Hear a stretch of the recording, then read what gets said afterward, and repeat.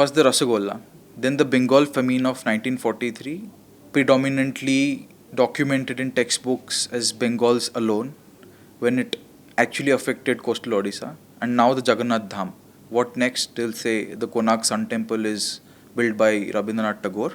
If I just take you back a bit, there was a time in the 1950s or just in the pre-independence and immediately independence era when Odisha was, though by that time in 1936 we had become a separate linguistic state. Yes.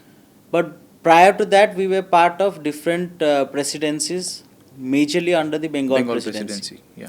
So there was a lot of influence of Bengalis elite on the ruling and governance of Odisha. So they had taken a lead in this thing, and they had tried to tell everything that was or are as theirs. So my grandfather, who was tutored by then late Bichanda Charana Patnaik in 1944-43, they started a movement by the name of Kalinga Bharati, whose sole aim was to make people aware of the richness of our literature, of our culture. The place where in Cuttack people used to celebrate Rabindra Jayanti, that place was selected by Bichanda Babu, and my grandfather then was in 10th standard or maybe 9th standard. In half pants they used to go and with loud voice they used to describe Upendra Bhanja and the medieval poets of Odisha at that point of time. It took them maybe a decade's time.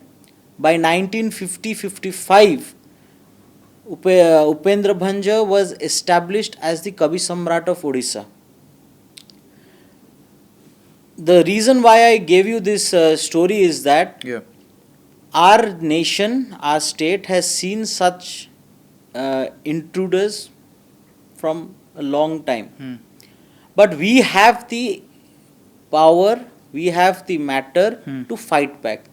It's only required is that we consider ourselves to be great. So what is important is that these things will keep happening. We need to know what we have. We need to know what is our riches. We need to know what is our glory. We need to be aware of what is Madhusudan Das's vision about Odisha. We need to be aware what is Upendra Bhanja's contribution to Odisha. We need to be aware what is Fakir Mohan Senapati's contribution. And above all, let me tell you, Lord Jagannath is that unifying force who is uniquely established, evolved and emphasized only in Odisha. Only an Odia can think of Jagannath the way he is today, and that cannot be copied by anyone. Right. So if they make n number of attempts, there will be a time, Satyameva Jayate, we won in Rasagolla, we have established about the dreadful sights that we suffered during the famine. We have established ourselves as a separate language. There was a time when they used to tell Odia ekta bhasha noy, but Odia is now a classical language, but Bengali is still not. So I don't want to get into a Bengali versus Odia fight, but let me tell you that this is a religion, this is a region, this is a language that is much ancient, with a very deep rooted values. All right, understood. Before getting into a really nuanced aspect of this entire facade that's been happening, now this Jagannath Dham was labeled as a tourism project. I do not understand the tourism angle of this, because it's understandable if you're paying a cultural tribute, but this is clear identity infringement. What are your thoughts in this? Actually, if you see at the news reports of 2023 around when this foundation stone was laid, it was very clearly mentioned that it is Sri Jagannath Cultural Dham. Correct. Cultural Dham. It is Sri Jagannath Dham Cultural Center. Yeah. Which literally means it is a place of showcase of Jagannath culture. It is not a place of worship. Hmm. Considering the political mindset or inclination of the government there, Yeah. it is very easy to accept that they have done it with an intention Hmm. to appease a section of people who were not happy with them. Let's assume that. Let's assume that. Yes. Assuming that they down the line they felt somewhere that they were getting some positive impact or whatever it is. So they very cunningly they hided that part of cultural center and projected the Jagannath Dham. In projecting that, the mistake they did is that they wrote one line: after a millennium, a new Jagannath Dham is being created. Now, who are you to create a new Jagannath Dham after a millennium? God forbid your entire concept is that of a museum. Yeah. Your entire concept is that of establishing a center. Political tourism, or for that any tourism matter. Yeah. You want to establish, you have kept the replicas of the rathas, you have kept laser and light sound show, you have kept in the ignition kitchens which are not part of our rituals. Yeah. You have kept all this for cultural purpose, for entertainment. In that, suddenly somewhere you got this idea of converting it into a temple, and then you were misguided, or you were deliberately guided by certain group of people. Those are matters that needs to be investigated. But I feel that it is very childish on their part to tell that this is a new Jagannath Dham altogether after millenniums. That means what? You are either you are considering yourself as Sankaracharya, you are considering yourself as Indradyumna, or you are considering yourself as Gajapati Maharaj, who are the actual right holders to name any place a Dham. Jagannath Dham, yes. So this is a very childish move, and for a seasoned government like theirs, I don't think that I won't hesitate to tell that it is a very desperate move of theirs to appease A certain section of the society. Leave alone everything else, the daru, the sacred wood. Now reports have surfaced that there has been a misuse or unauthorized use of the daru. How sinful is that? This paramounts to theft. This is sacrilegious. See, if you go through the record of rites of Sri Mandir, we will not consider what happened before or whatever. Right. Post independence 1955, the Jagannath Temple Act came. Now that act has incorporated all the previous acts, that is the British era acts or the era of the erstwhile kings. All those rules and regulations, bylaws that was there, they took those into consideration and made a foolproof legal document and act for day-to-day management of the temple.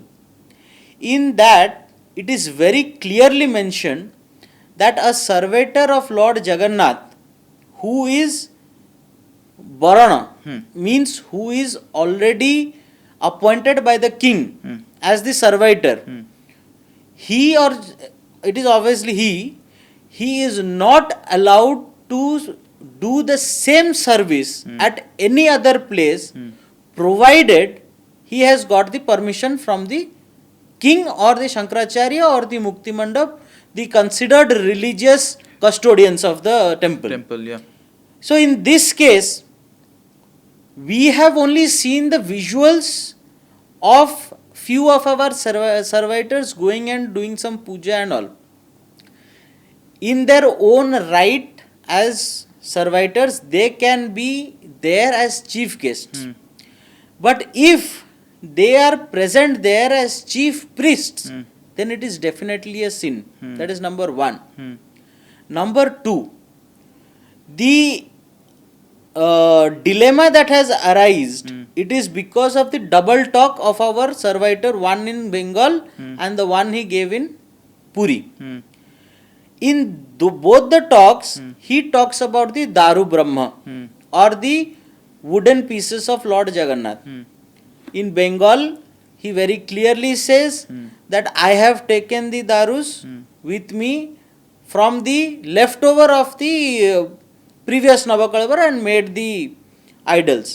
When he came back to Puri, he said that no, I have not done that.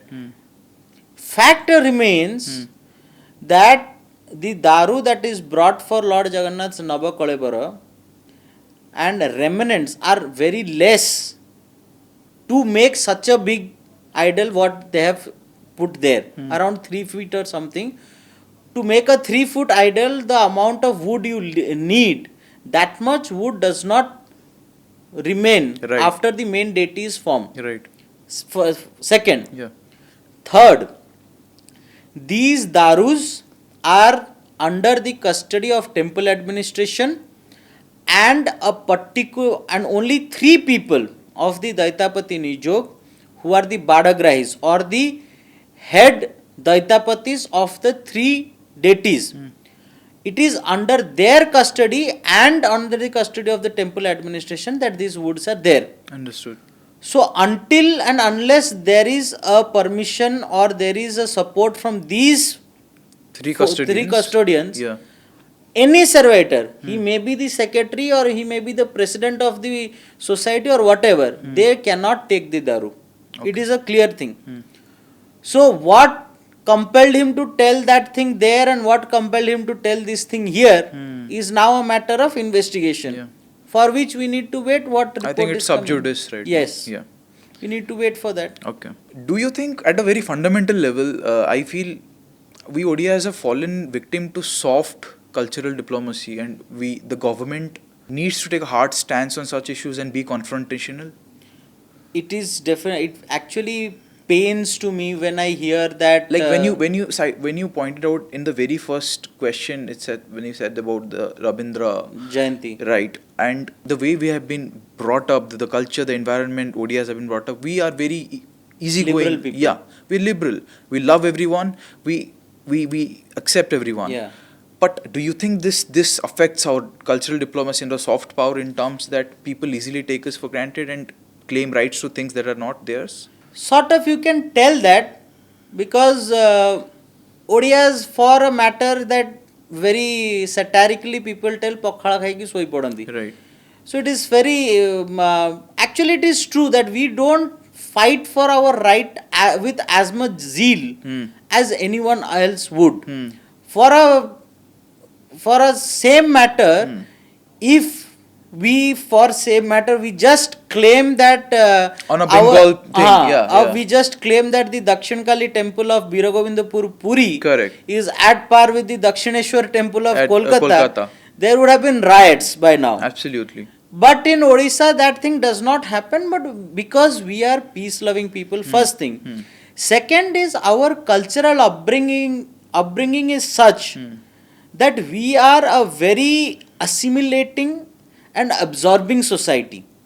Because you see, geographically and historically, if you see, Odisha lies at the middle of 2 great cultures. Yes. One is the Aryan culture, second is the Dravidian culture. Yes. So when these 2 cultures mixed, what we have Is a hybrid. is a basically. hybrid. Yeah. Hybrid would be again a very demeaning word. I would Yeah. say after a great amount of churning, what was a cream of both these civilizations that we have. We are not extreme Vaishnavs, we are not extreme Shaivats. Shaivites. We are a middle path. We are not extremely vegetarian, we are not extremely non-vegetarians. We are a middle path. We are not extremely violent or extremely non-violent. We are in the middle. We are not highly intellectual or highly foolish also. Yeah. So we are in the middle path. It, in a way, it is a balanced state. And that is one of the characteristics of a state for which you take from the time of Ashoka to the British era. Odisha or Kalinga or Utkal has always been the last province to be conquered. Correct. Why? Because we have not meddled with others' matter, other never meddled with our matter. Yeah. In a way, that has also helped in preserving and maintaining our cultural identity and continuity. The reason why our poets could think of intellectual things as high as thinking of a Ramayana, in which you write an entire Ramayana without uttering the word Ram, Sita, Ravan, Hanuman, that use vowels. Lovely, yeah. To write a Ramayana of that kind, you need to have a peaceful environment. Right. So Odisha has always been peaceful. But in this case, what pains me is that people tell that Lord Jagannath's Dham is being duplicated, people will stop coming to Puri and all these things. God forbid, that is not going to happen. Lord Jagannath is here when nothing was there. And he will be here when nothing will be there. So people will always come here. There is no doubt nor there is no question that if you create another Jagannath temple anywhere else, that Lord, people will not come to Jagannath Mandir. Some kind of a fear mongering, maybe in the social media or somewhere, this thing has started that the tourists of Puris will boycott and all those things have started, but those will never affect. Because in our religion, and in Bengal's religion itself, I'll tell you that since the time of Chaitanya Mahaprabhu, just like every Bengali is taught about Rabindra Sangeet, since the time of Chaitanya Mahaprabhu, every Bengali, when he attains the age of 8, he is given a culture is imbibed into him that in your life, once you should be visiting Mahodadi and once you should be visiting Jagannath Dham in Puri. So it is there. Hundreds of Mamata Banerjees will come, hundreds of Subhendu Adhikari and hundreds of Jyoti Vasus have gone. But n number of trials have been done, but this concept in the Bengali civilization has not changed. So there is no question of any fear being there that Puri's tourist will fall down. It is a fact that Puri's tourist depends a lot on Bengali tourists. So, but there is no chance that there is going to be any dip because of this. It will only enhance the tourism of Bengal, but not decline the tourism of Odisha. Understood. Now, replicating the temple is not building a shrine, right? The history, the sanctity of the temple, the years of rich cultural heritage that it possesses cannot be just replicated by a dham. You cannot just build a murti and call it a Jagannath Dham. Just like let's say tomorrow India builds a Vatican, the cathedral at Vatican, and then the Christian community reacts to it, right? They won't respect it, they won't consider it. In the same way, you cannot just build a murti with Lord Jagannath, with all due respect, and call it a Dham, Jagannath Dham. You cannot do that. See, I told it in the beginning that it is a very childish move. First, because they are telling that Digha में beach है और जगन्नाथ मंदिर हो जाएगा तो tourist importance बढ़ जाएगा. Now, this is not the first Jagannath temple near the beach. There have been many Jagannath temples in India and outside India. Abroad as well, yeah, that's what I'm saying. Where there are temples beside the beach, beside rivers, beside lakes, with a much more beautiful scenery around. Jagannath temple is there. So, there is no way of, about the Dham thing, let me tell you that if we look at the linguistic history, Dham as a word first came into existence at the time of Adi Shankaracharya. Before him and after him, many learned scholars and gurus have come on this earth, come on to India. They have established their own sects and everything. But nobody ever established any Dham. It is only Shankaracharya who established a Dham. Why? Because he had taken the vow of uniting the entire Sanatan Dharma, which at that time had divided itself into various sects depending upon various worship traditions.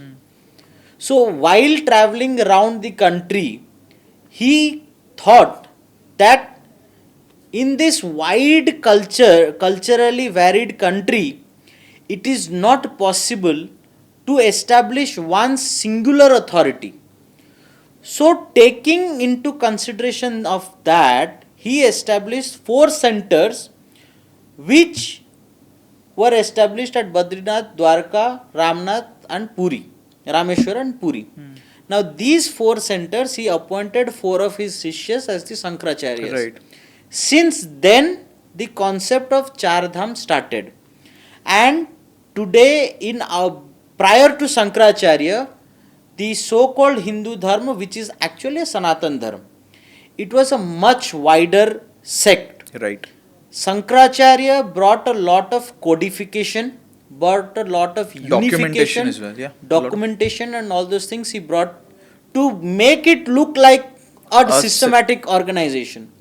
So in that process, he preached this thing that every Hindu should visit these Char Dhams in once in their lifetime, just like every Muslim visits to Makkah, Medina.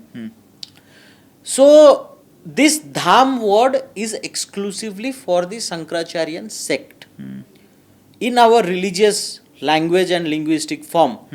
So any place, how can Sankracharya also recognize a place as a Dham? There is a rule and regulation for that. Okay. A particular place which is considered pious for years, and there are sufficient literature, historical facts, local stories To back it up. and there would be divine interventions and all which the then Sankracharyas would feel. Only then they designate a place as Dham. Now apart from these four Dhams, you can see Ayodhya is also called a Dham. Mathura is also called a Dham. But they are not the major Dhams, they are the Upadhams. Why we call them as Dhams? Because for years it is clearly mentioned that Lord Ram was born in Ayodhya. It is clearly mentioned that Lord Krishna was born in Mathura. So those two places are Dham. Similarly, Purushottam Dham, which is the erstwhile name of Puri or Jagannath Dham of today's, it is said in our Shastras, Jenu Narayana Deha Bahi, Tenu Ehi Nama. That means Lord Jagannath or Lord Purushottam Vishnu himself appeared in this place and his entire body is the replica of this place. His body's replica is this place. That is what the Sankracharya felt at that point of time to consider this as a Dham. So this kind of a highest form of spiritual awakening is required to call a place a Dham. Correct. Otherwise, today you can call this studio a Dham, I can call my clinic a Dham, we can call any place a Dham. But it does not happen like that. There is certain rules and regulations. We are seeing a renaissance of sorts in the digitally conscious urban Odia populace, netizens, reels going viral, tweets going viral. A, how does that make you feel? B, is that sufficient for institutional action? That is not sufficient for institutional action. Because you see, these reels and all, they are good for some moments of entertainment. After 1 month, you ask them about Jagannath Dham, nobody will remember. I just wanted to ask that. Now, tweets getting viral, reels getting viral. While it's very heartening to see young Odias getting culturally unified, spirited, I don't think so that goes far enough, because one needs to read more, learn more, consume more content rather than just jumping into a trend. Yes, that is the most important thing that I also keep telling to few people whom I come across. I tell them that in today's age, you see, people are in a race of getting popularity as fast as possible. So in that case, once your video or your reel is viral, you consider that I am done. You start repeating those things. You start building an aura around that thing without thinking that there can be another side. And then people get rigid to any kind of criticism. Criticism, I'll tell you, My grandfather, in his 62 years of service as the long commentator of Rath Yatra, for 62 years, he has kept changing his notions based on facts, not based on whim. He has at times kept changing his notions based on facts. And he used to tell me that if I tell that I am Rajatkar and what I tell is Veda, that is injustice and that is disservice to the Lord. The Lord evolves or the Lord expresses himself newly every day as you try to find out him more. If you don't try to find out him more, then you will remain in that stagnant water, and that stagnant water is not the real water. So that is something that so I don't consider I feel very proud when people say that why can't we name Bay of Bengal as Bay of Odisha. It is very good. We should name it as Bay of Odisha. But then can you dedicate your entire life to struggle and fight to name Defend it as Bay of Odisha? Yeah. If you can do, then you go are ahead. doing justice and we are with you. But otherwise, as today I told Bay of Odisha, tomorrow I will fight for Rasgulla, tomorrow I will fight for Jagannath. That does not serve anything. It is just you are just going with the flow. You don't have to. You have to make an identity. The youth have that power and have that inclination. It is just required that they need a proper guidance and patience. That is required. Now, Anshuman, this is not specifically regarding the entire Jagannath Dham Digha incident, but do you think temple making can ever be apolitical, especially when a deity represents the entire identity and spine of a region? I don't think so. Temple making can ever be. I'm putting you in a spot here. Can it ever be apolitical? It is sad, but it is true that in this post-independence era, temple making has become political.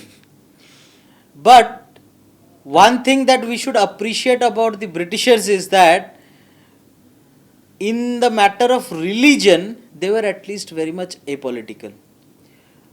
I'll just, in this context only, I'll give you an example. In Please, 1846, there was some governor, Governor Garner or someone who was there.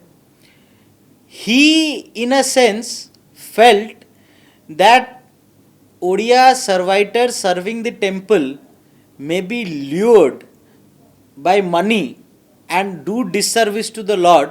Therefore, he introduced a law in the administration of the temple that any servitor who tells lies regarding the service at two places, two lies at two different places, will be considered to have done a disservice to the Lord and will be discontinued from service. That was a very prudent move at that point. That was a very prudent move. And why he did that is that he thought that down the line, history should not judge the Britishers as someone who have destroyed the religious practice of a temple. Okay.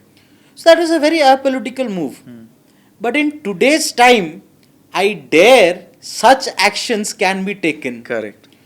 So it is not putting me in a spot. I am very clear about this. I appreciate it. That temple making, mosque making, church making, any religious place making, though we tell that a secular government system should not encourage all these things, but whatever we are seeing, not directly but indirectly, these are politicized, which is very bad. Religion is something that is very personal and should be kept personal, not politicized. ଶେଷ କରିବା ଏ ପଡ଼କାଷ୍ଟକୁ ଓଡ଼ିଆରେ ହିଁ ଆଉ ଗୋଟେ ସାଟାରିକାଲ ଜିନିଷରେ ମହାପ୍ରଭୁ ଜଗନ୍ନାଥ ଉପରୁ ଦେଖିକି ଯଦି ଗୋଟେ ଲାଇନ୍ କହୁଥିବେ ଏଇ ଆମ ମଣିଷ ପ୍ରଚଳିତକୁ ଦେଖିକି ଏଇ ମାୟାରେ ପଶିକି ଏଇ ଲୋକମାନେ ଯେଉଁ କରୁଛନ୍ତି କ'ଣ କହୁଥିବେ ସେ ଗୋଟେ ଲାଇନ୍ ଅଂଶୁମାନ? ମହାପ୍ରଭୁ ହସୁଥିବେ, କହିବାରେ କିଛି ନାହିଁ, ସେ ହସୁଥିବେ, ହସିକି କହୁଥିବେ ଏଇ ସମୟ ବି ପଳେଇଯିବ, ମୁଁ ହିଁ ଥିବି, ଆଉ କେହି ନଥିବେ, ମୁଁ ଥିଲି, ମୁଁ ଅଛି, ମୁଁ ରହିବି. That is it. Thank you so much, Dr. Ansuman. It was a pleasure having you on the Journey podcast. Thank you. Thank you so much.